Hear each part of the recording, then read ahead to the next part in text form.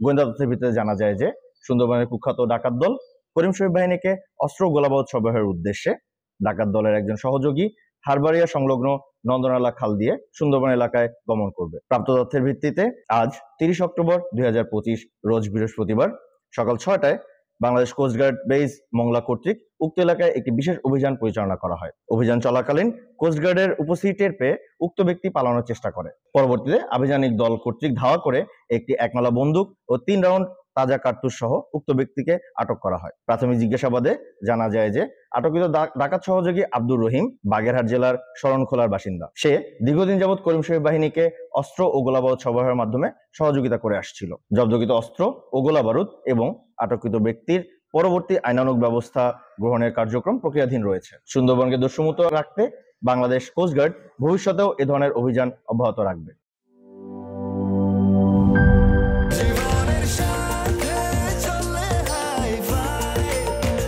স্বাস্থ্যকর all time family cake, সব সময় অল টাইম হেলদি লাইফ।